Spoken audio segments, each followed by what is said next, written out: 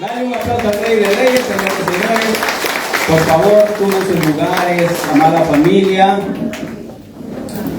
Este tiempo es tiempo hermoso. Por favor, bajen la lucecita, no sé, mis hermosos ojitos. Excelente. Amén.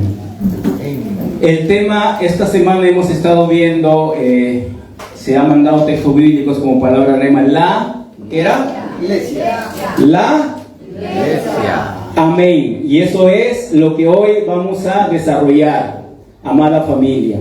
La iglesia del Señor. Y el tema, para aquellos que toman nota quizás, es una iglesia imparable. Una iglesia indetenible. Y eso es solamente obra y gracia del Espíritu Santo, que hoy en nuestro tiempo obra, y nuestro Señor sigue obrando, sigue trabajando. Así es. Miren, quisiera invitarlos a Mateo capítulo 16, verso 18. Vamos a iniciar con este texto bíblico. Y dice así: y yo también te digo que tú eres Pedro, y sobre esta roca edificaré mi iglesia, y las puertas del Hades no prevalecerán contra ella. El texto dice, mi amada familia, que las puertas del Hades no prevalecerán contra la iglesia, una iglesia imparable. ¿Y por qué es imparable, hermanos? La razón de que la iglesia sea imparable es que porque el fundador es el invencible, nuestro Señor Jesucristo, familia. Amén. Tiene todo el poder, invencible para todo lo que pase, suceda lo que suceda. La iglesia del Señor no desaparecerá a lo largo de 2000 años. En todas las generaciones y etapas de la vida humana ha habido muchos intentos de desaparecer la iglesia, como quemando, por ejemplo, el libro sagrado, la Biblia. Ha habido demasiado intento por poder desaparecer, pero ¿saben qué? Después de 2000 años seguimos aquí, y esta iglesia del Señor, no hablo solamente de aquí, la iglesia universal del Señor no desaparecerá hasta que el Señor regrese. Así es. Nunca. Amén. Amén. Amén. A lo largo de toda la historia cristiana ha enfrentado oposición extrema, hermanos, peligros desde afuera, y no solo desde afuera, peligros internos también, a través de malas enseñanzas, torciendo la doctrina, y todo eso para poder destruir la iglesia. Pero el Señor ha prometido que ninguna, ni la puerta de nadie podrá contra la iglesia del Señor. En 1 Timoteo 3:15 el Señor dice lo siguiente, cuando Pablo instruye a su discípulo, dice, para que si tardo sepas cómo debes conducirte en la casa de Dios, la casa de Dios que es la iglesia del Dios viviente, columna y baluarte de la verdad. Eso es la iglesia, hermanos. Amén. Esto es la iglesia del Señor. Esta iglesia, y como todas las iglesias, cuando nacen dentro del corazón de Dios, nadie lo detendrá, porque la obra del Señor no es nuestro. Amén. La obra de Dios es de Dios. Amén. Él provee, Él sustenta, Él ministra, Él hace todas las cosas. Si nosotros entendemos claramente que nosotros somos temporales, pasajeros, y la obra del Señor continuará, eso es la iglesia. Yo me emociono al ver eso, al leer en su palabra, que nada ni nadie va a detener.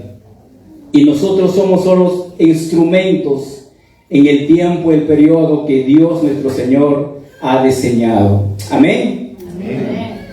Bien, quisiera invitarlos, vamos a ver el texto de fondo, vamos a pasar al libro de los Hechos, el capítulo 4, verso 32 para adelante. Vamos a leer versículo por versículo, aproximadamente hasta el capítulo 5, verso 42, y vamos a ir avanzando conforme ahí. Bien, a ver, por favor, encuéntralo. Me interesa que usted siga con la Biblia. con la palabra del Señor. Amén. Esto es, ¿saben dónde nace la iglesia? ¿Dónde nace la iglesia, hermanos? Al que me responde le vamos a premiar, quizás empezando con un maracuyá, ¿ya? ¿Dónde nace la iglesia? Con firmeza, con certeza, hermanos.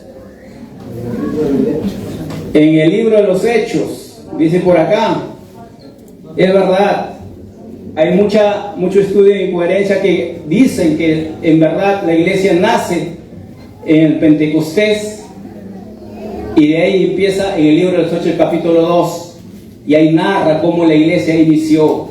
Esa iglesia, hasta ese momento, estaban los discípulos, las personas que estaban reunidas eran temorosos, estaban con cierto temor y miedo reunidos. Hasta ese momento no se ha predicado, hasta ese momento no se había evangelizado, hasta ese momento no se había manifestado ningún milagro. Pero desde Hechos capítulo 2 para adelante, Dios comienza a hacer cosas extraordinarias, hermanos. Pero antes de pasar eso, hay algo que ocurre en Hechos capítulo 2, y es la venida del Espíritu Santo sobre su pueblo, sobre su iglesia. Si el Espíritu Santo de Dios no guía a la iglesia, si el Espíritu Santo de Dios no obra en nosotros, es en vano. Es en vano cualquier esfuerzo humano, cualquier esfuerzo que usted puede ponerse en vano. El Espíritu Santo de Dios. Por eso el libro de los Hechos es conocido, no solo el hecho de los apóstoles, sino hecho del Espíritu Santo, igualmente predicado la palabra de Dios. Amén. Amén. Y no vamos a leer Hechos 2, pero les dejo que puedan leerlo, lo maravilloso desarrollo, cómo inicia la iglesia. El Espíritu Santo es el que empoderó a cada creyente que estaban los 120 reunidos, empezando por los apóstoles. El Espíritu Santo de Dios le dio la capacidad, el denuendo de cómo compartir y predicar la palabra con hidalguía, con valentía, enfrentarse contra la muerte, aún contra amenazas, no les importó. Comenzaron a marchar, hubo una transformación en sus vidas, algo cambió en ellos completamente. No se detuvieron ante nada. Antes era que estaban con miedo, pero a partir de capítulo 2 se transformó en cada uno de ellos. Es la obra del Espíritu Santo. Amén. Para marchar en la obra del Señor necesitamos el Espíritu Santo. Para guiar tu familia necesitas el Espíritu Santo. Amén. Para salir adelante de todas las cosas con la guía de quién debemos hacerlo, del Espíritu Santo de Dios. No hay otra manera, hermanos. Es importante el conocimiento, es importante la información, pero no es con ello que sale el cristiano vencedor. Es con el Espíritu Santo, confiando en el Señor. Amén. Vamos a ver entonces capítulo 4, verso 32, por favor. A ver, léelo. Amén. Y la multitud de los que habían creído era de un corazón y un alma, y ninguno decía ser suyo propio nada de lo que poseía. Amén. Sino que tenían todas las cosas en común. Gloria a Dios. Vamos a meditar en este pasaje, en este versículo. Voy a volver a leer. Y dice, y la multitud de los que habían creído eran de un, ¿qué más? Y un alma. Y ninguno desea ser suyo propio, nada de lo que poseía, sino que tenía todas las cosas en común. Eso es el pueblo que Dios desea. Un pueblo con un solo corazón, un pueblo con un solo alma. A ese pueblo nada lo va a detener. Y el pueblo de Dios se caracteriza por eso, hermanos. Y si algún momento hemos dejado caminar, hemos dejado de ser así, hoy vamos a volver. Hoy vamos a pedir al Señor que nos vuelva una vez más con un solo corazón, con un solo alma, con un solo objetivo. Y este pueblo, cuando empezó, hermanos, mayoritariamente eran judíos, del pueblo judío. Unos cuantos no eran del pueblo judío, pero la mayoría eran del pueblo judío. Y respecto a este texto, Juan Calvino es uno de los digamos, padres reformadores de la iglesia, dijo lo siguiente, dijo: este pasaje debes, ¿no?, tener corazón que son más duros que el hierro o la piedra, para no ser movidos por la lectura de este texto bíblico. Y este texto bíblico dice que todos, absolutamente todos, tenían un corazón. Tener un corazón dentro de la congregación no es fácil, hermanos, porque realmente estamos enfocados en otras cosas. Pero el poder acercarse a Jesús, el poder tener esa comunión, fe transformando, fe cambiando, ellos no eran así. Ellos, esta iglesia que como tomamos como modelo, como ejemplo, no era así. Al inicio, cada uno, digamos, hacía lo que para su conveniencia, pero cuando llega este tiempo en la ordenanza del Señor, ellos esperaron la venida del Espíritu Santo, pero en esta parte eran un solo corazón. Y la clave para entender esta congregación, ¿saben qué es, hermano? Es la fe. Es la fe, es haber encontrado a Jesús. Cuando Jesús transformó el corazón de este pueblo, cuando Jesús tuvo esa influencia en el corazón de ellos a través del Espíritu Santo, pasó algo, hubo una transformación, y esa transformación pasó que tuvieron fe, y esta fe comenzó a mover, comenzó a transformar a cada uno de ellos. Cada uno comenzó a moverse, ya no por intereses propios, sino por un interés común, que era avanzar en el reino de Dios, llevando, evangelizando. Esa es la voluntad de Dios, esa es la clave, la fe, hermanos. ¿Qué nos une? ¿Qué nos une? ¿Qué nos une como creyentes? La fe. Nuestra unión con Jesús. Tiene que haber un cambio, tiene que experimentar algo maravilloso, pero no solamente nos une la fe solo en Cristo Jesús. ¿Saben qué nos une? La sangre de Cristo. Por la sangre de Cristo, hermanos, somos uno, somos hermanos, somos familia. Por la sangre de Cristo, porque esta sangre preciosa corre por nuestras venas. No importa de qué departamento, de qué región somos, o quizás algunos extranjeros, la sangre de Cristo nos une. Amén. A este pueblo redimido, la sangre de Cristo los unió completamente. Por eso eran uno, llegaron a entender y comprender el propósito de Dios y de la unidad. Eran genuinos, mis amados hermanos. El verso 33, por favor, léalo. ¿Saben? Esta gente pudo vencer el egoísmo, pudo vencer el individualismo, hermanos. A veces venimos con un egoísmo, a ver qué me da, qué puedo escuchar, pero siempre tirando para nuestro lado. Y somos como llaneros solitarios, individualistas. Pero en el pueblo de Dios, hermanos, cuando tú comienzas a tener exposición al Señor y te comienzas a alinear con Dios, algo pasa, algo sucede. Tu perspectiva, tu pensamiento, tu corazón comienzan a ser moldeados como Dios desea, como Dios quiere. Dios desea de su pueblo unidad, Dios desea de su pueblo servicio, y comienza a moldearlo el Señor. Ya no eres el mismo egoísta que eras antes, aquella persona que se sentía autosuficiente, aquella persona que decía todo lo puedo resolver, todo me autosuficiente. Cuando un creyente se acerca a Dios, deja la autosuficiencia y comienza la dependencia de Dios. Si un creyente no se rinde, no tiene la dependencia de Dios, no hay forma de avanzar, no hay forma de caminar. Así es. Tú no eres autosuficiente. Quizás Dios te da un intelecto y una capacidad enorme, qué bueno, pero necesitas depender de Dios. Necesitamos depender de Dios.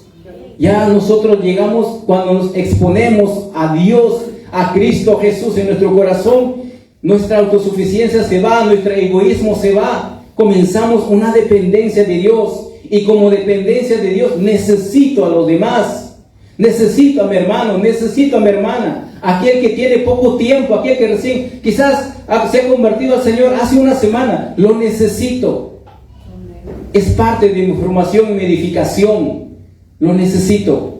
Y Dios sabe por qué lo ha puesto. Dios sabe por qué hace las cosas, hermanos.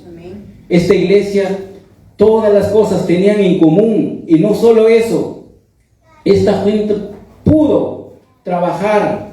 Y no solo como fe, también, mis amados hermanos, pasó algo más. Pasó algo más. Y el capítulo 33, por favor, ¿quién lo tiene? Amén. Y con gran poder los apóstoles daban testimonio de la resurrección del Señor Jesús, y abundante gracia era sobre todos ellos. Amén. ¿Saben? Y esta parte es importante. Aquí, antes de pasar esto, hermanos, dice que todas las cosas tenían en común. Y comenzaron a vender, incluso sus propiedades vendían, sus bienes vendían. Y para un judío, hermanos, vender sus bienes no era fácil. Para ellos poseer en la tierra, ¿no?, una heredad era algo especial, no solamente era algo económico, porque ellos, si no tenían una porción de tierra dentro de la promesa dado por Dios, que es la tierra santa, se sentían extranjeros.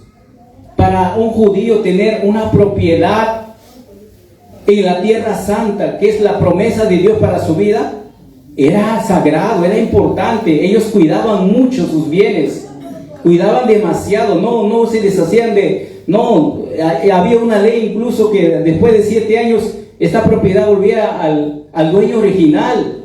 Pero ¿saben qué? Cuando llegó este tiempo, este momento, había gente que tenía muchas posiciones, había gente que había sido prosperado, había gente que tenía grandes bienes, pero esta gente comenzó a vender lo que era para ellos lo más importante. Se comenzó a despojar para poder ver la necesidad de los demás. Había una necesidad grande en ese momento para muchos. Esa necesidad no era porque tenían que sostener a personas que no laboraban, que estaban ociosos, digamos así. No, había gente que había migrado de otros lugares, que se habían quedado cuando vinieron a la fiesta Pentecostés, que había gente que no porque no eran trabajadores, sino necesitaban. Y unos a otros, todas las cosas tenían en común. Para que una persona pueda despojarse de sus bienes, difícilmente puede hacerlo, tiene que haber sido tocado, transformado. Bernabé dice que también vendió y lo llevó a los pies de los apóstoles. Bernabé, si seguimos su historia, era un hombre acaudalado, era un hombre muy bendecido, era familia de Juan Marcos. Ellos tenían muchas cosas, pero él vendió y lo llevó a los pies de los apóstoles. ¿Saben por qué hace eso, hermanos? Porque este hombre entendió que realmente ahora su tesoro no era las propiedades que tenía. El mayor tesoro que él tenía era Cristo Jesús en su corazón. Amén. Hermanos, tenía tesoros y tesoros para la eternidad. El Hijo de Dios tiene tesoros, tenemos tesoros hasta la eternidad. Hermanos, nuestro tesoro, el mayor tesoro ahora. ¿Dónde está tu tesoro? Hizo una pregunta a nuestro Señor, uno de los evangelios. ¿Dónde está tu tesoro? ¿Está en un banco quizás? ¿Bajo 7 llaves? ¿Debajo del colchón? ¿Dónde está tu tesoro? ¿Saben cuál es el tesoro más grande que nosotros tenemos? El Señor. Él es nuestro tesoro. Cuando llegamos a su camino todo cambia. Él es nuestro tesoro. Hermanos, Él ha prometido proveernos. Él ha prometido sustentarnos. ¿O alguien aquí ha muerto de hambre, por ejemplo? No. Nadie, ¿verdad? ¿Quién nos ha sustentado? ¿Quién ha cumplido su palabra y su promesa a lo largo de estas vidas, de este tiempo? ¿Quién nos ha guardado, hermanos? ¿Quién nos ha bendecido? Ese es nuestro Dios. Amén. Él es. Y el creyente que tenía todas las cosas materiales en la tierra entendió que eso es temporal, eso es pasajero, que el Señor ha dado a esta persona esos bienes como administrador y como mayordomo, no solo para su beneficio, sino para poder bendecir a los demás, para que esta persona sea despojada de bendecir a los demás, porque es un mayordomo. Eso hace un mayordomo. No se queda todo con él, sino por algo Dios ha puesto bienes en su mano.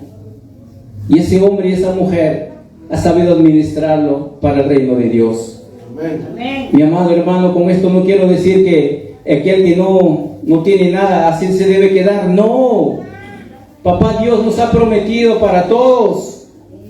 No estoy diciendo con esto que debemos mantener personas que no trabajan. No, no es eso. Porque la palabra de Dios es clara cuando nos dice, el que no trabaja, que no. Claro, no se contradice la palabra del Señor, pero aquí tenían un solo corazón y un solo espíritu.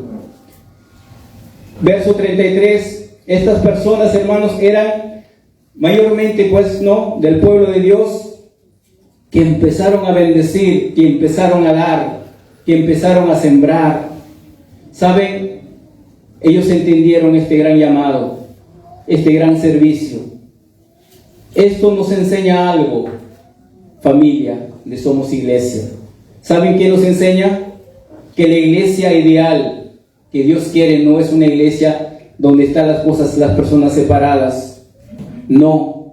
Aquí en el libro de los Hechos vemos que acá no había diferencias, acá no había clasismo, aquí no había elitismo, aquí había unidad, aquí había un solo corazón. Aquí no decía, no, yo no me junto con ellos, yo me pongo en esta posición. No había esto. Y saben, esas cosas son para afuera, no debe existir en el pueblo de Dios. Y si hay clasismo o elitismo, esas diferencias dentro del pueblo de Dios, debemos luchar, porque esto no es la voluntad de Dios. La voluntad de Dios es que seamos uno, y esa unidad, el Señor llama a esa unidad. El Señor llama a que su pueblo sea uno, que cada uno podamos bendecir. Ahora, si yo no tengo cómo bendigo, hermanos, no solamente se bendice con recursos económicos, hay muchas formas de bendecir. Por ejemplo, Dios te dio la capacidad de orar, Dios te dio la capacidad de clamar, de buscar, te dio una palabra, te dio sabiduría. Tú puedes visitar. Quizás no tienes grandes riquezas para poder dar. No solo se trata de eso, es poder visitar. Mira qué importante es cuando a veces estás pasando situaciones así. Alguien venga, hermano, estoy contigo, permíteme orar, vamos a orar juntos. Eso bendice mucho más, hermano. Una palabra de aliento, una palabra de vida, una palabra donde Dios te dice, hermano, aquí estoy, cuenta conmigo. Toma, aquí estoy, aquí está mi hombro, aquí está mi palabra, aquí está lo que Dios me ha dado. No solamente para recibir, tú puedes dar, todos tenemos la capacidad de dar. Y esta iglesia había entendido esto. Esta iglesia comprendió. Esta iglesia primitiva lo supo hacer y comenzaron a tener todas las cosas en común. Y saben, cuando pasa esto, es lo que... Vuelvo a leer, por favor, el verso 33. Gracias, varón. Ok, lo leo. Y con gran poder los apóstoles daban testimonio de la resurrección del Señor Jesús, y abundante gracia era sobre todo ellos. Cuando la iglesia llega a este nivel, alcanza este nivel, esto es la consecuencia de su obra. Hay un derramamiento, hay manifestación del poder de Dios, hay la gloria de Dios, el Espíritu Santo comienza a moverse, el Señor comienza a obrar, hay milagros, hay sanidades, hay restauración, hay vidas realmente cambiadas y transformadas cuando el pueblo alcance este nivel. ¿Cuántos quieren alcanzar ese nivel? Amén. Esta iglesia, lo creo, de verdad lo creo. Dios tiene planes, yo sé, pero depende de nosotros. Nosotros tenemos que clamar, orar y anhelar y desear cada día ser mejores, cada día alcanzar y decirle, Señor, todas las cosas que aún no te agradan en mi vida, aquello que no me permite te conectarme contigo ni con los demás, arráncalo, sácalo. No es bueno eso. Y esta iglesia caminaba así, mis amados hermanos, gran poder, con gran poder predicaban, daban testimonio a todos, a todo el pueblo, y comenzaba a ocurrir grandes cosas. ¿Cuántos quieren ver aquí milagros, sanidades? ¿Cuántos quieren ver aquí, incluso, como dice la palabra, aquellos que estaban lisiados, y era algo visible, comenzó a ocurrir. El Dios de los apóstoles, el Dios de la iglesia primitiva es el mismo Dios que tenemos. No ha variado, no ha cambiado. Él no se ha mudado, Él no se ha modernizado. He dicho, no, esta moda ya no se hace estas cosas. Es el mismo Dios al cual servimos. Es el mismo Dios al cual tú cada mañana te postras a orar. Es el mismo Dios al cual sirves. Hoy has venido a servir a Dios, a adorar a Dios. Es el mismo. No ha cambiado. No sea para nada, mis amados hermanos. Bien, el verso 34, por favor. Amén. Así que no había entre ellos ningún necesitado, porque todos los que poseían heredades o casas lo vendían y traían el precio de lo vendido. Gloria a Dios. No había en ellos ninguna necesidad, ninguna había. Qué hermoso. ¿Cómo poder llegar? Es algo maravilloso que han llegado a ese nivel, hermanos. No había necesidad. Yo sé que acá también, ¿no? Vamos a trabajar y luchar. Pero no había necesidad porque todos tenían y hacían y compartían. Velaba por el bienestar del hermano, velaba por el bienestar del otro. No estaban conformes con su situación. Eran bendecidos. Eso es la iglesia del Señor. Así inició la iglesia del primer siglo, mis amados hermanos, con ese trabajo, con ese empeño. Verso 35, por favor. Amén. A ver, mi hermano. Amén, buenos días. La palabra de Dios se lee con temblor y dice: y le ponían a los pies de los apóstoles, y era repartido a cada uno según que había menester. Amén. Amén. ¿Y saben qué hacían? Habían aprendido esos desprendidos. Dice que lo llevaban a los pies de Pedro y de los otros apóstoles. Y había una correcta administración de estos siervos para la necesidad de todo lo demás. Había un desprendimiento. Entendieron que el corazón de ellos, su tesoro estaba en el Señor, en Él. Y es por eso que la iglesia comenzó a crecer enormemente. Primera prédica, 3,000 personas. Segunda prédica, 5,000 personas. Y comenzaron a desarrollar y crecer espontáneamente. No había que forzarle, no había que hacerle nada. Solo Dios comenzó a obrar y trabajar. A eso apunta, hermano. A eso oramos. Nuestra oración líder debe ser por eso. Amén. Nuestra oración líder debemos alcanzar. Tenemos proyectos, tenemos sueños, es nuestro sueño. Pero el sueño de Dios es esto. Y acá nos deja claramente cuál es la voluntad de Dios. Pero no todas las cosas en la iglesia primitiva también estaban tan bien que digamos, también había sus puntos, digamos, que nos enseñan. Y esto es en el capítulo 5. En el capítulo 5 de esta narrativa podemos pasar, como decir, a la segunda narrativa. Y dice: pero cierto hombre, hasta el 5 vamos a leer, de 1 al 5, llamado Ananías, con Zafira su mujer vendió una heredad, y sustrajo del precio, sabiendo también su mujer, y trayendo solo una parte, la puso a los pies de los apóstoles. Y dijo Pedro: Ananías, ¿por qué llenó Satanás tu corazón para que mintieses al Espíritu Santo y sustrajeses del precio de la heredad?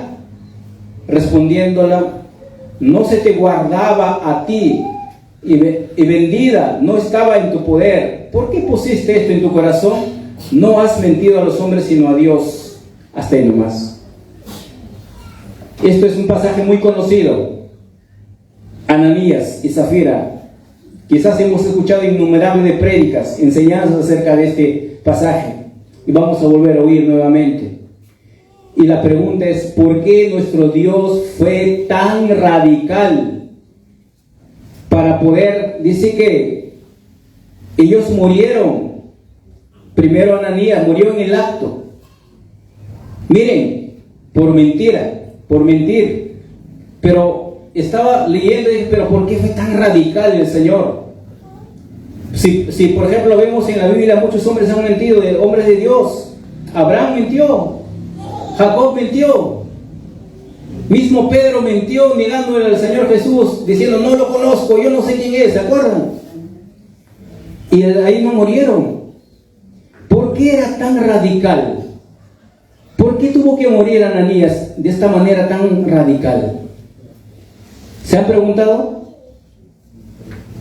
¿Saben? Porque, miren, la iglesia estaba en formación. Primero estaba en una etapa de recién el fundamento, de creciendo, tenía que hacer las cosas bien, pero no esa es la razón. Lo que pasa es que hombre, Ananías, no tenía por qué haber hecho esto, no tenía por qué sustraer, no había necesidad, nadie le estaba obligando a vender sus cosas, nadie le obligó a Ananías, vende y regresa, y no había necesidad. La gente lo hacía voluntariamente, y Ananías también lo fue a vender. Pedro no lo obligó, los apóstoles no le obligaron. Él lo hizo con un propósito, había un propósito en su corazón. ¿Y saben qué había en su corazón? Algo había pasado en este hombre, y la Biblia dice que Pedro le dijo: ¿por qué Satanás llenó tu corazón? ¿De qué cosa había llenado Satanás su corazón de Ananías? ¿Qué puso Satanás en el corazón de Ananías? ¿Qué le puso? Ananías fue lleno. Esta palabra en concordancia Strong dice que en su totalidad, completamente lleno. No había espacio. ¿De qué cosa llenó Satanás el corazón de Ananías? ¿Qué puede llenar Satanás nuestro corazón? Miren, hasta aquí los ataques venían de afuera. De afuera venían los ataques. Pero Ananías era un miembro congregante de esta iglesia. Él estaba adentro de la iglesia. Y cuando el enemigo comienza a atacar por afuera y no puede, hermanos, escúchenme bien, se mete adentro, y de adentro hace más daño que de afuera. De adentro hace más daño que de afuera. Y este hombre, me imagino que iba a alabar, iba a cantar, cantaba los himnos, cantaban, y sabría cuántos evangelismos que estaban haciendo, estaba ahí. Pero llegó un momento que Satanás, como dijo Pedro, llenó su corazón. Llenó su corazón ¿de qué? No solo de ambición, sino de querer tener poder, autoridad, hermanos, para destruir. El enemigo trabaja así. El enemigo, hermanos, si tú le permites un ápice en tu corazón, si tú le permites un resentimiento, un odio en tu corazón, olvídate, comienza a trabajar y comienza a avanzar. Hermanos, si tienes alguna diferencia con tu líder, con tu hermano, con tu hermana, soluciona los asuntos. No permitas que el enemigo comience a trabajar en tu corazón. No permitas, porque va a llegar el momento donde él, ese pequeño que empezó, lo va a llenar, lo va a abarcar todo, y te va a dar las ideas, te va a iluminar del mal para que tú hagas como lo hizo Ananías. El pecado de Ananías no solo era mentir. De hecho que mentir es un pecado, pero no solo era el mentir. Él quería, digamos, quizás el cargo, el poder, destruir la iglesia. Era el plan del enemigo. Y el Señor en la formación de la iglesia tenía que ser claro y radical. Pero también, hermanos, aquí tenemos que ver la santidad a Dios. Todo lo que hizo o todo lo que se hace apartado y alejado de Dios es pecado. A veces, hermanos, la santidad a Dios lo relativizamos y nos acogemos de la gracia. Por la gracia de Dios soy, pero Dios es santo. Amén. Dios es santo. El Dios que tenemos es un Dios santo y pide a su pueblo que viva en santidad. Eso nos pide el Señor.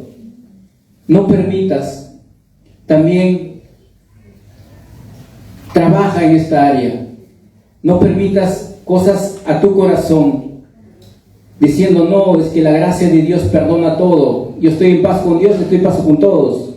No, analiza tu corazón, recuerda tu corazón, cómo estás. Ananías regresó, dio a Pedro, le engañó a Pedro, pero ¿saben qué? Dios lo ve todo, el Señor lo ve todo. Aunque aquí dice que Pedro, ¿por qué engañaste al Espíritu Santo? El Espíritu Santo no puede ser engañado. Dios lo ve todo, hermanos. No había por qué hacer esto. Este hombre buscaba la gloria, el reconocimiento, el aplauso. Era una de las cosas que buscaba. Cuando sirvas al Señor, cuando estás involucrado en la cosa de Dios, estamos aquí por gratitud a Dios. ¿Por qué servimos a Dios? ¿Por qué sigue usted? Por gratitud a Dios, por agradecimiento. Porque en primer lugar nos ha salvado. No éramos nada ni nadie. Nada llenaba nuestro corazón. Hemos quizás muchos de nosotros probado muchos vicios. Hemos estado involucrados en muchísimas cosas. Eso no lo ha llenado nuestro corazón. Solo el Señor, cuando conocemos completamente, Él ha llenado el vacío que había en nuestro corazón. Él lo llenó y hay gratitud. Uno sirve por gratitud de agradecimiento. Si un día tu pastor, tu líder, quien sea, no te reconoce, se olvidó, pasó por alto, no te resientas. Recuerda, tú vienes a servir a Dios. Tú vienes a trabajar para el Señor. No solamente un reconocimiento, un aplauso. Ananías hizo esto porque quería la gloria, quitar la gloria de Dios. Uno buscar aplauso, reconocimiento, esto, el otro. Eso es quitar la gloria de Dios. A Dios solo le pertenece la gloria, hermanos. Dios es celoso. No, el hombre, el predicador que está para, no debe ser reconocido. Dios nos libre de eso. Somos solamente ese gorrito en el cual el Señor entró a Jerusalén. Nada más. Acá no hay el super esto, no. Un día cuando Dios levante hombres y mujeres de esta congregación con una predicación extraordinaria, nunca olviden que solamente somos siervos del Señor. Toda la gloria es para Dios. Cuando Dios usa tu vida, cuando quizás eres un gran evangelista y Dios comienza a hacer a través de tu vida cosas extraordinarias, gloria a Dios. ¿A quién le pertenece la gloria? O vas a decir, este pechito, Señor, gracias. Yo, si no fuera por mí. No es así, hermano. Ananías quería reconocimiento del hombre, quería el aplauso, quería ser venerado ahí, reverenciado. Dijeron, uy, Ananías, todos con Ananías. Eso buscaba. No permitas eso. No permitas esto que ocurra, hermanos. Porque para todas estas cosas Satanás llenó el corazón de Ananías. Siempre Satanás llena tu corazón para ser orgulloso, altivo, soberbio. Te llena, te lleva y así va corrompiéndote hasta que pierdas completamente la presencia de Dios. Ya no te interesa la santidad, ya no te interesa nada de Dios, ya no, porque fue llenado ese vacío que estaba en el corazón por la maldad. Ya no te interesa la cosa, estás ahí quizás por otras razones, otras son tus motivaciones, ya no la gloria del Señor. Busquemos siempre la gloria de Dios. Dale un aplauso al Señor, Rey de Reyes, Señor de Señores. Bendito sea Dios. Amén. Hermanos, la verdadera iglesia es una comunidad transformada por la gracia, donde todos aprendemos, donde todos estamos para poder bendecirnos unos a otros. Como decía al inicio, todos nos necesitamos. Todos nos necesitamos. Yo no soy más importante que usted. La única diferencia es que usted está ahí y yo estoy aquí, nada más. Mañana usted estará aquí. Gloria a Dios por ello.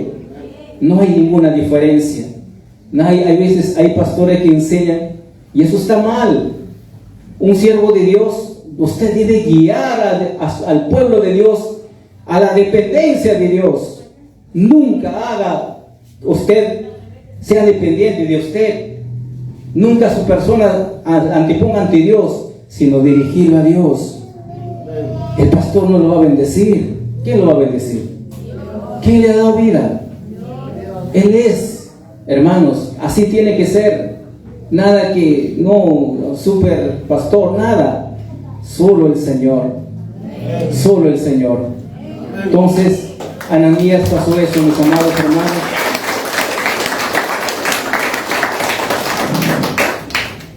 Finalmente, Ananías murió, su esposa también, porque confabularon, llegaron a un acuerdo a hacer todo lo mismo. Y eso pasó con su esposa también. Verso 6, por favor léelo, 5:6.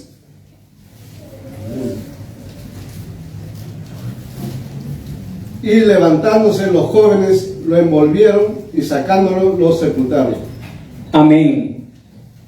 El verso 5, por favor, ¿alguien puede leerlo? Amén. Al oír Ananías estas palabras, cayó y expiró, y vino un gran temor sobre todos los que lo oyeron. ¿Qué cosa vino? Un gran temor.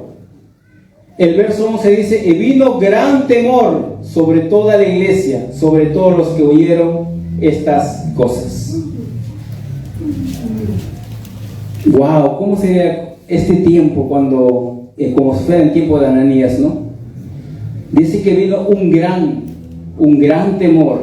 Pero escúchenme bien, atento aquí por favor. Este temor, hermanos, no era miedo, no era terror. Era lo que dice la palabra, lo que nos dice el Señor. No un temor como cuando ves, cuando ves un peligro. Supongamos que un león se ha escapado de la jaula. Uno, wow, se impacta, tiene miedo, se paraliza, tiene terror. No ese tipo de miedo. ¿Saben? El tipo de miedo, no digamos miedo, temor al Señor, es aquella que te acerca a Dios, no te aparta de Dios. El temor a Dios nos acerca a Dios, hermanos. No te hace correr de Dios. La iglesia, al ver que había muerto este hombre, hubo gran temor en decirle, verdaderamente es Dios. Amén. Él es el dueño de la iglesia, Él es todo. Realmente Él es. Y comenzaron la gente a acercarse en vez de escapar. Hubo un temor, sí, hermanos, pero no era un temor que destruía. Y la iglesia comenzaron, en vez de que se aleje la gente, comience se escape, cada miembro se fugue. ¿Qué pasó? Comenzó a crecer más. La iglesia comenzó a crecer más, porque es un temor reverente. Ese temor que te acerca de rodillas a Dios. No miedo, no terror. Ese temor. Porque el temor de Jehová es la sabiduría. Ese temor. El temor a Jehová es la sabiduría. A ese temor se refiere. Y la gente comenzó a acercarse, no escaparse de la iglesia. La gente que estaba más ahí, si tenían otras ideas, comenzaron a alinearse con Dios. Dijeron, no, esto es en serio. Esto es de verdad. Esto no es un juego. Acá nadie está jugando a la iglesita. Esto es de verdad. Hay un Dios que dirige esta iglesia. Hay un Dios que va a obrar.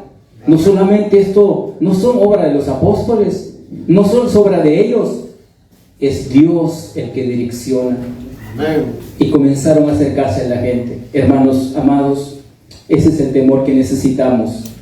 Ese temor necesitamos nosotros para no estar pecando, para guardarnos en santidad, buscar a Dios. Hermanos, si no tenemos temor de Dios, vamos a pecar, vamos con facilidad. No nos va a importar, no nos va a importar esconder nuestro pecado. Dios no quiere eso. El temor de Jehová te guarda el corazón, te detiene. El temor a Jehová, hermanos, te detiene cuando la carne quiere llevarte a pecar, cuando el enemigo quiere empujarte a otro lugar. El temor a Dios, ¿qué hace? Te detiene, te habla. Eso es, hermanos. Y esto pasó con la iglesia. Al ver que Ananías y su esposa habían muerto por su pecado, hubo temor en la iglesia, hubo santidad en la iglesia, hubo intensidad de búsqueda del Señor. Amén. Amén. Gloria a Dios. En esta parte, 2 de Corintios 7:1 dice: limpiémonos de toda carne y de espíritu, perfeccionando la santidad en el temor de Dios. Eso dice este pasaje. Ahí apuntamos. Siguiente, vamos a ver, como tercera narrativa, hermanos, capítulo 14. Y los que creían en el Señor aumentaban más y más, en gran número, así de hombres como de mujeres, tanto que sacaban a los enfermos a las calles y los ponían en camas y lechos, para que al pasar Pedro, a lo menos su sombra cayese sobre alguno de ellos. Aún de las ciudades vecinas muchos venían a Jerusalén, trayendo enfermos, atormentados de espíritus inmundos, y todos eran sanados. Una iglesia que busca a Dios en santidad con temor, todo esto acontece, todo esto pasa, hermanos. El verso 17, y esta es la tercera narrativa, dice: entonces levantándose el sumo sacerdote y todos los que estaban con él, esto es la secta de los saduceos, se llenaron de celos. Cuando comenzaron a crecer más aún la iglesia del Señor, a adelantar, a hacer cosas extraordinarias, milagros sobrenaturales, siempre el enemigo no va a estar contento. Siempre va a haber oposición. Siempre la iglesia imparable ha luchado, en cada generación ha presentado oposición, hermanos. No es fácil. Cuando una familia decide con corazón buscar a Dios, algo se presenta, algo comienza a levantarse. El vecino que nunca te invitaba te invita a cenar, te invita a almorzar una parrillada. El vecino que nunca te hablaba, el amigo que nunca te visitó. Algo pasa, o cosas comienza a tocar, quizás tu economía, comienza en tu trabajo a haber oposición. Algo sucede cuando tú decides buscar a Dios junto con tu familia. Hay oposición, y si no hay oposición, preocúpate, porque Dios, algo está pasando ahí. Si no hay oposición, hermano, preocúpate. El diablo está contento contigo, pero aquel que realmente tiene el deseo de hacer las cosas para Dios y quizás asumir una responsabilidad, hay oposición, se levanta, pero ninguna oposición, nada ni nadie nos va a detener y detendrá al pueblo de Dios. Nosotros, hermanos, hemos sido llamados a evangelizar, a compartir la palabra, a predicar del Señor. Y este pueblo, después de compartir todo, de consagrarse y entrar en la santidad, viene el tiempo de evangelización. Comienza a predicar Pedro y todos los que estaban con él. Y dice, verso 18, y echaron mano a los apóstoles y los pusieron en la cárcel pública. Mas un ángel del Señor, abriendo de noche las puertas de la cárcel, sacándolos, dijo: id, y puestos en pie en el templo, anunciad al pueblo todas las palabras de esta vida. Hermanos, hubo oposición. A la cabecilla se agarraron a Pedro. Lo agarraron y lo metieron a la cárcel, como para que el pueblo se desanime, como para que el pueblo diga: ya, ahora qué hacemos. Pero ¿saben qué? El pueblo había aprendido a confiar en Dios, y un pueblo que confía en Dios dobla rodillas delante de Dios y comienza a clamar. Lejos de movilizarse o hacer otra cosa, se postra ante el Rey de Reyes, Señor de Señores, y comienza a clamar, no solo por su vida, sino por todos. Y este pueblo hacía esto, y sus líderes estaban ahí en la cárcel. Y estando en la cárcel, dice que fue un ángel, el ángel del Señor. El ángel, y echaron mano, y el verso dice: mas un ángel del Señor, abriendo de noche las puertas de la cárcel, sacándolo, dijo. Hay un pasaje un poquito atrás, ahí habla de los saduceos, ¿verdad? ¿Saben quién eran los saduceos? Creo que en el libro de Mateo, cuando estudiamos, hemos mencionado varias veces, mi hermano Tulio ha estado hablando de los saduceos, fariseos, saduceos, así nos ha quedado grabado así. El detalle es que estos saduceos, hermanos, no creen en los ángeles, no creen. Ellos no aceptan la creencia de los ángeles. Sin embargo, eran líderes religiosos. No creían en los ángeles. Pero justamente la mano de Dios se mueve en esta oportunidad con los ángeles. El ángel de Jehová fue a sacarlo. El ángel del Señor fue a sacarlo a estos hombres. Y no solo lo sacó, le dijo, ¿saben qué? Van a ir al templo a predicar. Hubo una orden. No le dijo, ¿saben qué? Escápanse, váyanse lejos. No, te saco para que vayas a predicar. Tú no te vas a quedar, escapar en tu casita o estar ahí tranquilo. Anda al templo, Pedro anda al templo, Juan anda al templo, predica ahí. Esa es la orden del Señor. Lo sacó. ¿Qué hacen aquí en la cárcel? Están perdiendo tiempo, vamos a predicar. ¿Cómo obra Dios, verdad?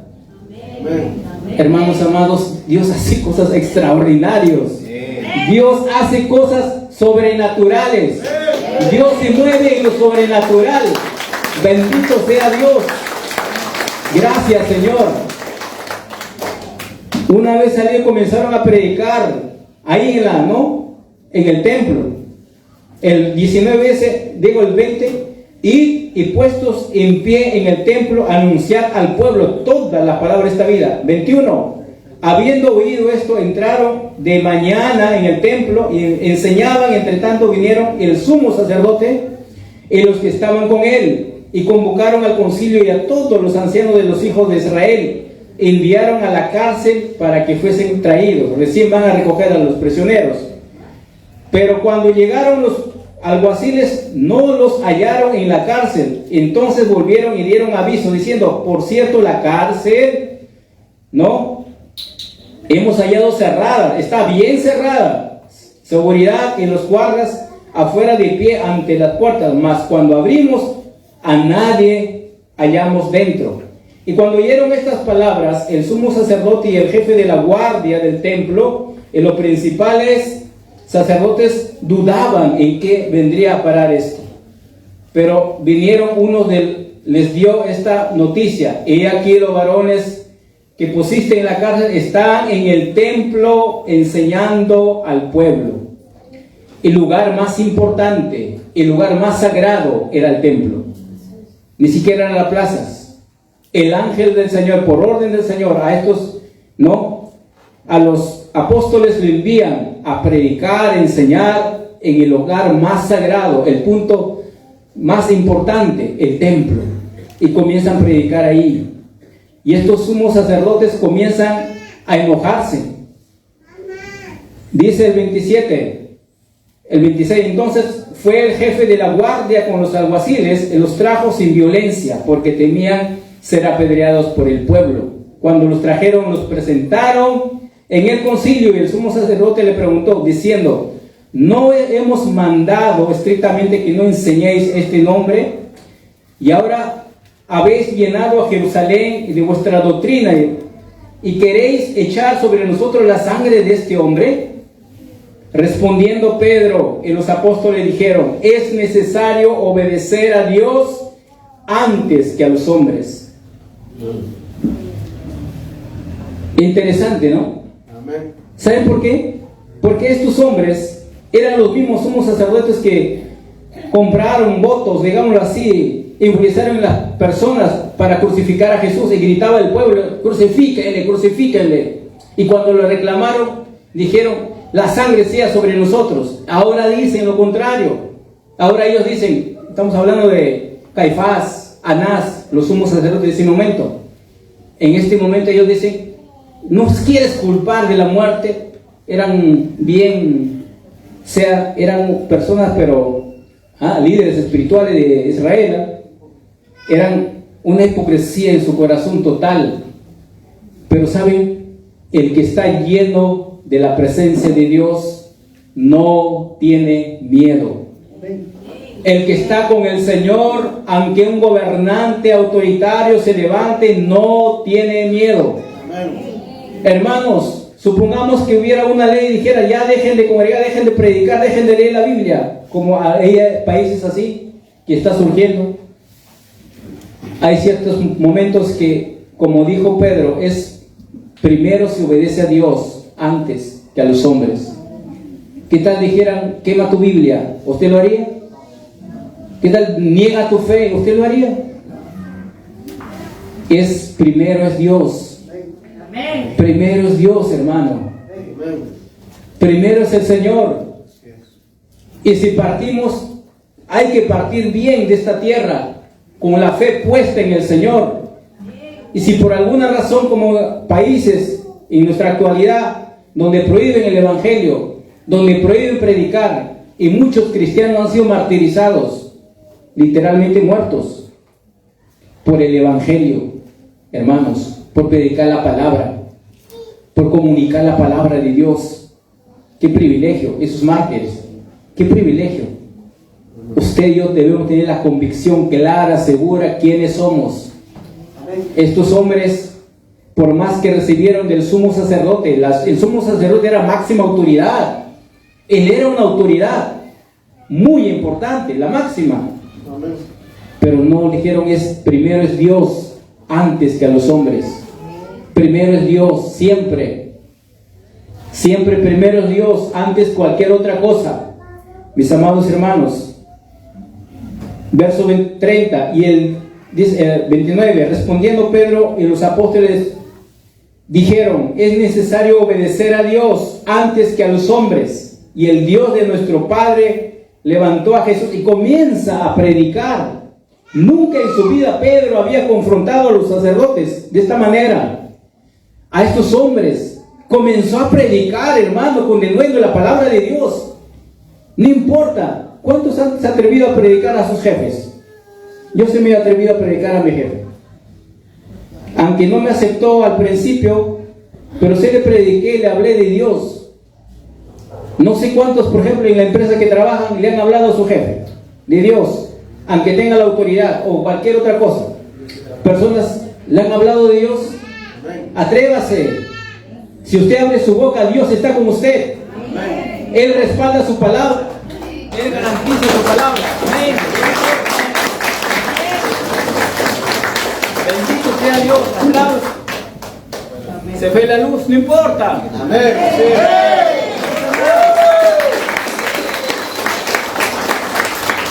Nuestro Señor predicó 5,000. ¿Cómo lo hizo? No había ni micrófono, no había nada ahí. Predicó a los 5,000. Aquí no llegamos ni 80, creo, 80 y tantos. Hermanos, no importa.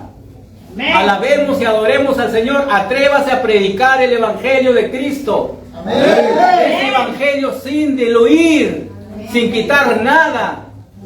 Hay veces uno quiere predicar solo de la prosperidad, del amor de Dios. No, el Evangelio es completo. Amén. El Evangelio verdadero es completo, mis amados hermanos. No solo es prosperidad y amor de Dios. Parte de añadidura es eso. Eso no es el Evangelio completo. Cierto. El Evangelio completo es una vida sacrificada. Una vida que vamos a permitir, Dios va a permitir que pasemos cosas. Amén. Por predicar. ¿Verdad? Hermanos, yo predicando una vez, bueno, predicando, ¿no? Me metieron como si un cachitadón. Y era uno más grande que yo. Sí me dolió. Gloria a Dios. Me fui. Estaba medio picadito, es la verdad. Pero, hermanos, nada nos debe detener. Pedro, con valentía, con hidalguía, se paró frente al sumo sacerdote y a todos los que estaban ahí en el Sanedrín, y a todos los comenzó a predicar y a hablarle, a decirle la verdad, a condenar, a decirle lo que ustedes han hecho, han matado al Señor. Arrepiéntase aún, hay oportunidad, le dijo. Estos sacerdotes tenían oportunidad en ese momento de arrepentirse de lo que hicieron, pero no quisieron. La palabra de Dios, hermanos, es para todos.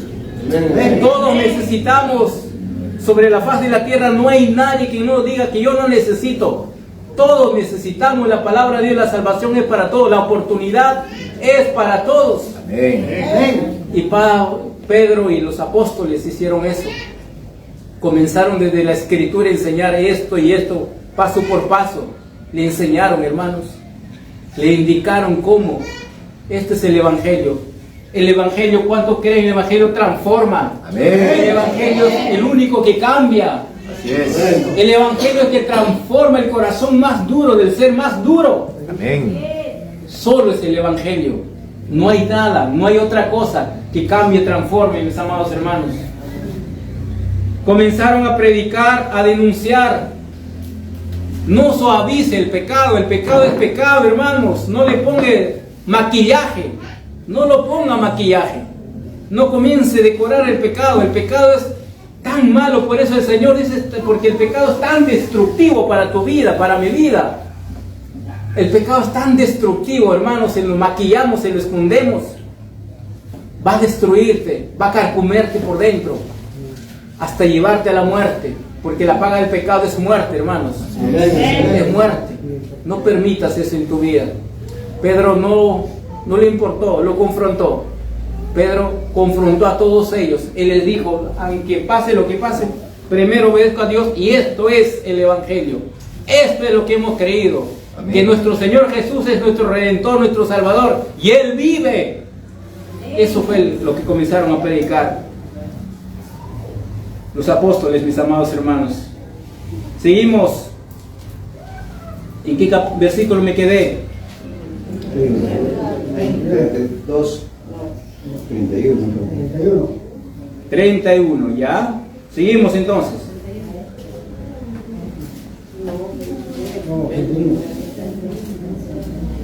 Amén. Hallaste Dios exaltado con su diestra por príncipe salvador para dar a Israel arrepentimiento y perdón de pecados. Y nosotros somos testigos suyos de esta cosa, y también el Espíritu Santo, el cual ha dado a Dios a los que le obedecen. Amén. Ellos oyendo esto se enfurecían. Nadie que es confrontado recibe con felicidad, hermanos. Tú cuando le dices a alguien su realidad, su condición, no recibe con felicidad. Pero saben, la palabra va a ser el efecto, va a cambiar. Hermanos, nadie, ningún hombre que está en pecado, a ver a un hombre que está engañándose después a un adúltero, confróntalo. Hermanos, se molesta, muchas veces reacciona de una manera distinta. Son pocos que dicen, se arrepienten. Pero saben, la palabra de Dios algún momento va a actuar. Va a actuar, mis amados hermanos. El verso 36 dice, 35, ¿no? 34. Ay, 34. Entonces, levantándose en el concilio un fariseo llamado Gamaliel, doctor de la ley, venerado en todo el pueblo, mandó que sacasen fuera por un momento a los apóstoles, y luego dijo: varones israelitas, mirad por vosotros lo que vais a hacer respecto a estos hombres, porque antes de todos estos días se levantó Teodas, diciendo que era alguien. A este unió un número como de 400 hombres, pero él fue muerto, y todos los que le obedecieron fueron dispersados y reducidos a nada. Después de esto se levantó Judas el Galileo en los días de censo, y llevó en pos de sí mucho pueblo, y padeció también él, y todos los que obedecían fueron dispersados. Se levantó Gamaliel. Para su información, Gamaliel dice que era un hombre muy venerado, alguien muy sabio, y es verdad. Gamaliel fue un hombre muy sabio, terrenalmente preparado, un doctor de la ley. Era el maestro de Saulo, su maestro. Era un hombre justo, dice la Biblia. Era un hombre, alguien que, y con sabiduría, y todos comenzaron a escuchar al doctor. Dijeron, y con sabiduría al menos habló ahí, dijo: no le hagamos daño. ¿Qué tal nos hallamos luchando contra Dios? ¿Qué tal lo que dicen estos hombres es verdad? Y le escucharon a Gamaliel. Lo escucharon, hermanos. Ese era Gamaliel. Pero saben, más adelante, en ninguna parte de la palabra dice que Gamaliel se arrepintió. No sé si se arrepintió, no lo dice. Pero tuvieron la oportunidad de escuchar el evangelio de la cruz. el evangelio de la salvación. Amén. Tuvieron la oportunidad de escuchar todos, mis hermanos, pero no lo registran. Ahí comenzó a predicar Pedro, comenzó a evangelizar, y esa es la gran misión. La iglesia, hermanos, todos hemos sido llamados a predicar la palabra de Dios. Todos hemos sido llamados a anunciar el evangelio con el poder del Espíritu Santo. Dios respalda su palabra. Jamás la palabra de Dios regresa vacío. Y esto es para todos. Esto no es para un grupo de personas o para alguien que está dotado, que tiene dones nada más, un evangelista quizás. Esto es para todos. Tú lo puedes hacer en tu centro de trabajo.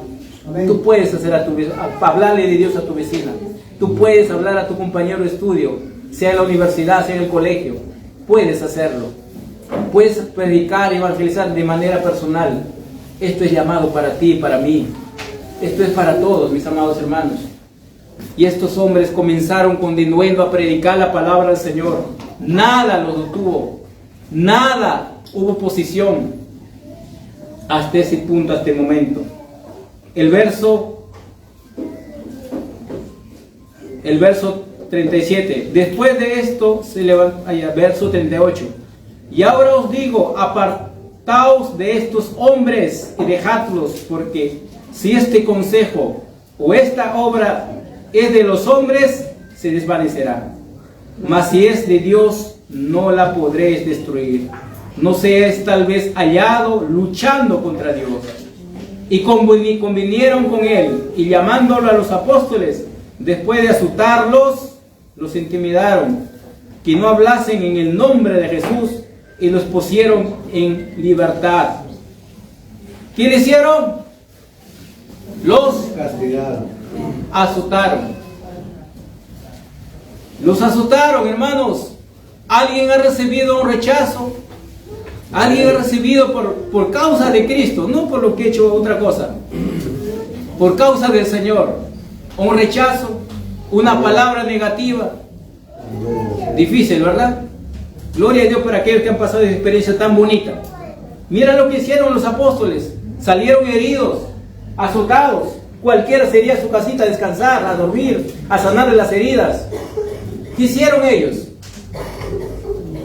Léelo, por favor. Siguiente capítulo, papá. ¿Qué hicieron? El 42. ¿Sí? Y todos los días en el templo y por las casas no cesaban de enseñar y predicar a Jesucristo. Ya el 41. Amén.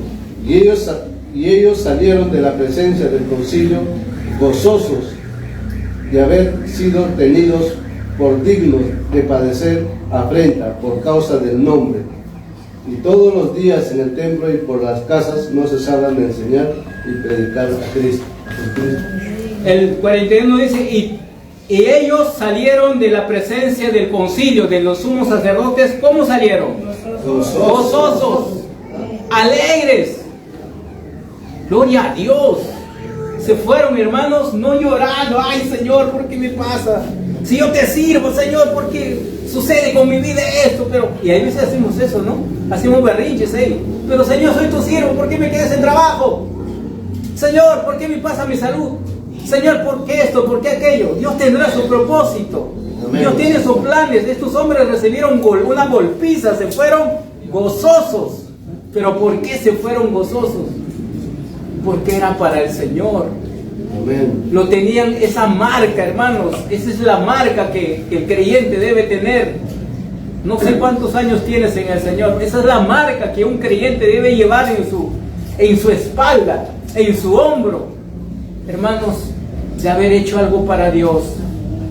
Y Dios pudo haber evitado muchas cosas, pero te pasó. Gloria a Dios. Ellos tenían la marca, las cicatrices ahí. Gloria a Dios por ello. Hay veces queremos un evangelio light, muy delicadito, que algo me dice, me resiento, me quedo, no, me duele, me mira mal mi hermano y ya como que no me cae gordo. No dije, padre. Y así, hermanos, el evangelio verdadero cuesta. Dile al que está a tu lado, Predicar el evangelio, el verdadero evangelio cuesta. Duele. Pero alégrate. Si llega a pasar esto por predicar, alégrate. Gloria a Dios, ha sido aprobado. Ha sido aprobado, hermanos. El Señor te ha puesto un cheque así. Eres un hombre y una mujer aprobada. Gloria a Dios. Eso pasa. Y estos hombres se fueron a predicar. Y cerramos con el 42. Y todos los días en el templo, por las casas, no cesaban de enseñar y predicar a Jesucristo. Todos los días. Todos los días. Gracias a Dios. Estamos empezando a trabajar a través de Casa de Luz. Casa de Luz. Cada vez se está abriendo más. Gracias a Dios. Y se está predicando el Evangelio casi todos los días. Pero no estamos haciendo todos los días. Así que vamos a llegar a ese nivel y vamos a evangelizar, porque el pueblo de Dios ha sido llamado para esto. Hermanos, hemos sido llamados para esto, para predicar, para compartir. Para eso hemos sido llamados. El Señor nos ha preparado, por alguna razón nos ha puesto en este lugar. Dios tendrá sus planes. Podemos estar en cualquier otro lugar, estamos aquí. Dios tendrá sus planes. Bendito sea Dios.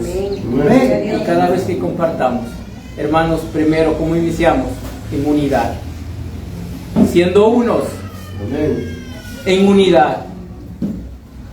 Amén. Estando en unidad, hermanos, todo se puede. Consagrados a Dios, apartados del pecado. Y no dejemos de predicar la palabra de Dios. Amén.